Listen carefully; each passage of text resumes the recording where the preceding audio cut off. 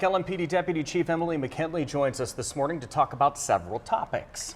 Anytime we talk about violent crime, it's very difficult, but this morning we're talking about 12 and 13-year-old girls who are charged now for a recent double shooting.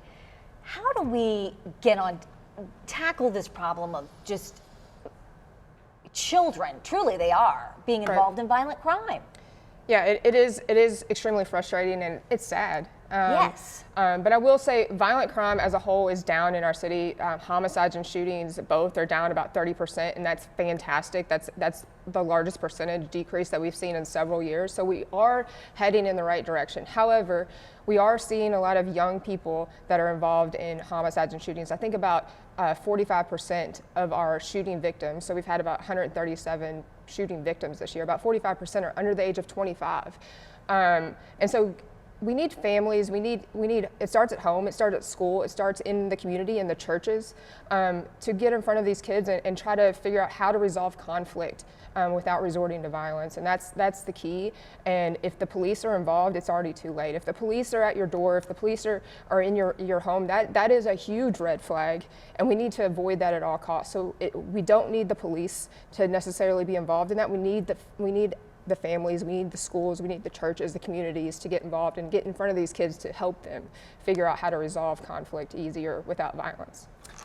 Well, we're talking about kids, some as young as 9 years old have been carrying around these fake guns. You guys put a post up on your Facebook page talking about it.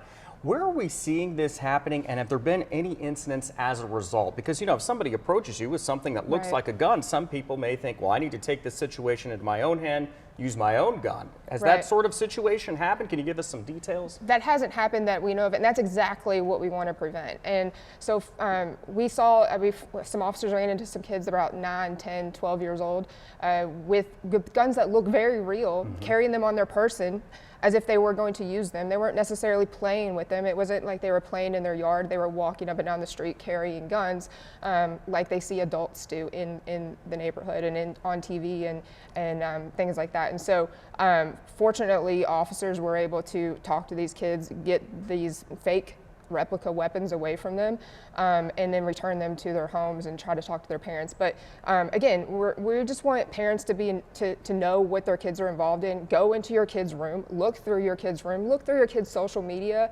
If they're posting pictures with other kids with guns, or if they're sharing videos with other kids with guns, that's a huge red flag as well. And we have to get in front of them before you have a homicide or you have a shooting.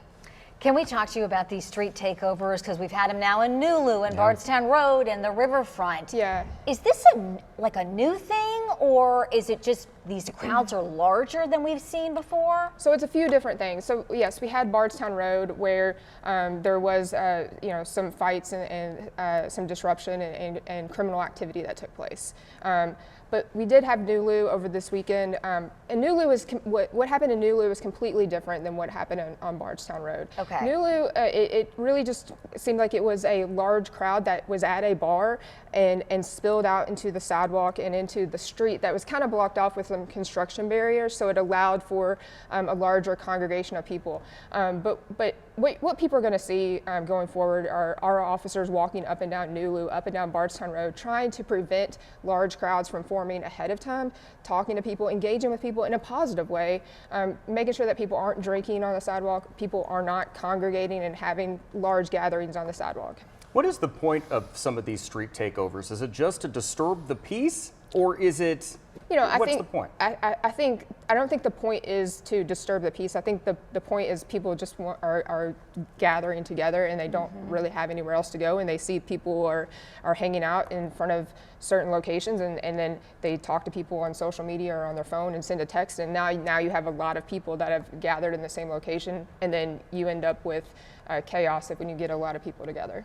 I want to talk about LMPD's annual report. It was released last week. It talked about case clearance rates in the 1st Division in particular. Let's put those numbers up if we can right now. The 1st Division, downtown, Portland, the Russell neighborhoods, it went from 13% in 2023 to 17% last year, but still there are more than 4,500 cases unsolved. Why so many cases without a resolution?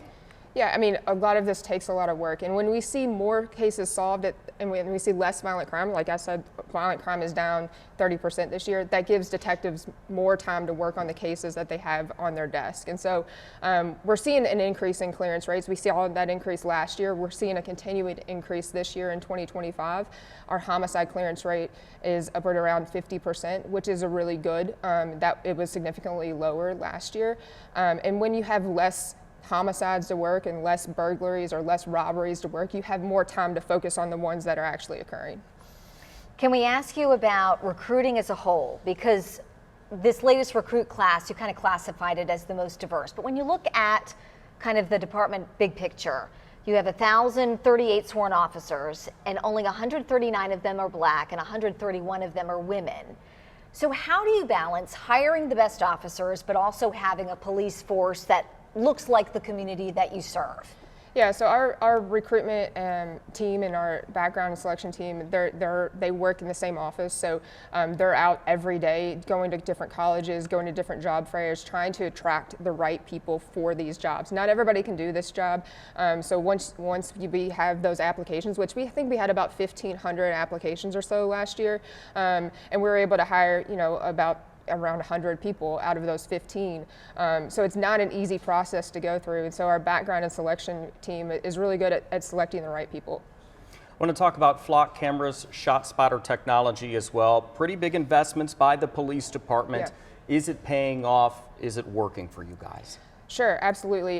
You saw the shooting in Algonquin Park recently where we immediately put out a picture from one of our Metro Watch cameras, and that was a juvenile as well with a gun that fired some shots around Algonquin Park. But thanks to the community and thanks to the community's partnership, we were able to make an identification there and make an arrest. Our flock cameras, we were able to solve more homicides with getting more information and identification of suspects. If you have a shooting where a witness says they saw a white vehicle with missing a hubcap, you can review flock cameras for that specific description, find that license plate, and now you're on to a suspect more quickly, and you're able to solve that case more quickly and get answers to families quickly.